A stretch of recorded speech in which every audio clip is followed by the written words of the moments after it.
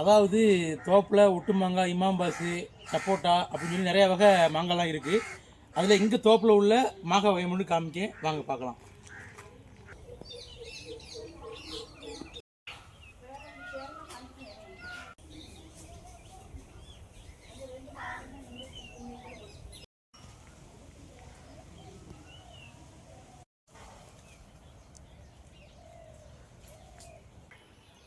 இது பேர் புளிப்பு மாங்காய். இது புளிப்பு காயின்னு சொல்லுவாங்க.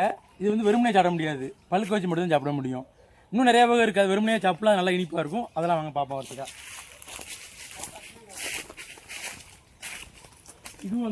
இதுவும் அந்த புளிப்பு வகையோடு சேர்ந்தது தான் அந்த மாங்காவும்.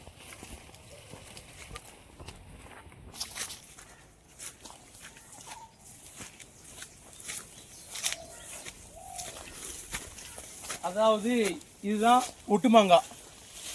இந்த கட் பண்ணி சில இடத்துல வச்சுருப்பாங்களா, பீச் வரும் அந்த மாதிரி வச்சுருப்பாங்க. கட் பண்ணி உப்பு மிளகாத்து போட்டு சாப்பிட்றது இதுதான் ஒட்டுமாங்க. இது வெறுமனே சாப்பிட்டுக்கிறோம். பழுக்க வச்சா அந்தளவுக்கு டேஸ்ட் இருக்காது. அதுக்கு அடுத்து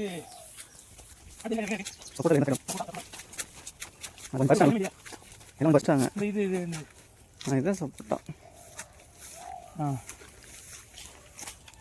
அதுக்கப்புறம் அப்படி வந்தீங்கன்னா இது பேர் சப்போட்டா.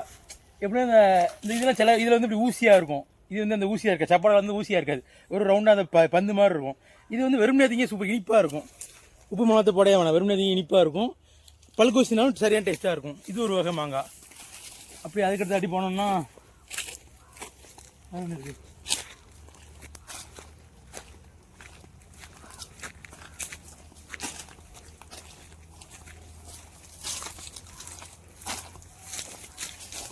வேறு வகை கம்மி அப்படி கட் பண்ணிக்கலாம்.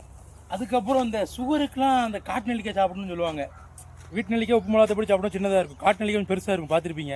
அதோட மரம் இதுதான். இப்போ சீசன் இல்லை, அதனால காய் காய்க்கலாட்டா கொத்து கொத்தாக கிடக்கும். இப்போ காமிச்சிருப்பேன், நிறையா காமிச்சிருப்பேன். வேறு மரத்துலேயும் காய் இல்லை. அதே மாதிரி மாங்காய்லாம் பாருங்கள், கீழே வெம்பி கிடக்கும். அதுக்கப்புறம் இந்த மாங்காய் இது என்னென்னா உங்களுக்கு பார்க்க இந்த ஒட்டு மாங்காய் மாதிரியே தெரியும். ஒட்டு மாங்காய் தான் அப்படி நீளமாக வரும். இது அதே மாதிரி தான் இருக்கும். இது வந்து சப்போட்டா. சப்போட்டா வந்து எப்படின்னா ஒட்டு மாங்காய் மாதிரி இருக்கும், ஆனால் அதை மாதிரி புளிக்காது. இது வந்து வெறுமனே கடிச்சதுனால சரியான இனிப்பாக இருக்கும், சரியான டேஸ்ட்டாக இருக்கும். உப்பு மிளகாத்தப்படையே போனோன்னா இனிப்பு உப்பு எல்லாமே கலந்தே இருக்கும். இது சப்போட்டா.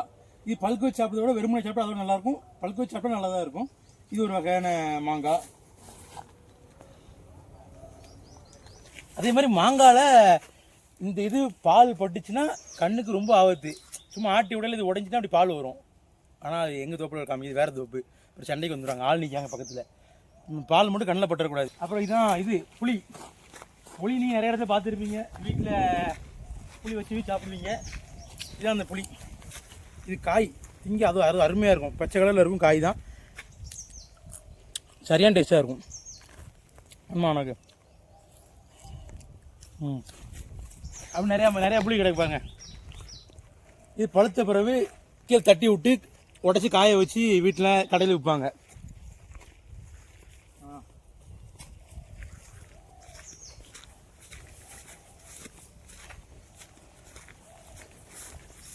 வேறு என்ன மாங்காய் அப்படி மாங்காய் கீழே கிடக்கு பாரு, அப்படி வா.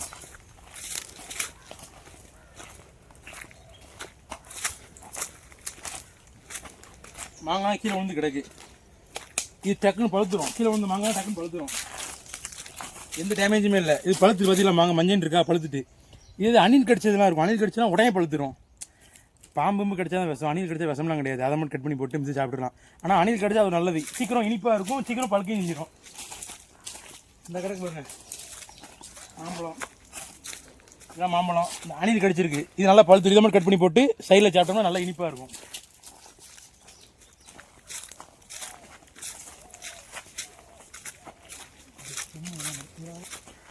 இதெல்லாம் வெம்பிட்டு அழுவிட்டு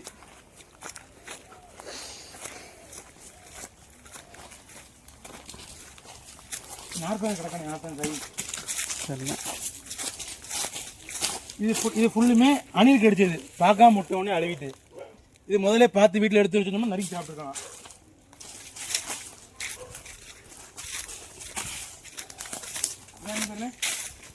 நார்த்தங்காய். இந்த மரம் நீ பார்த்துருக்கீங்களான்னு தெரியல, இந்த முள்ளாக இருக்கும். இதான் நார்த்தங்காய்.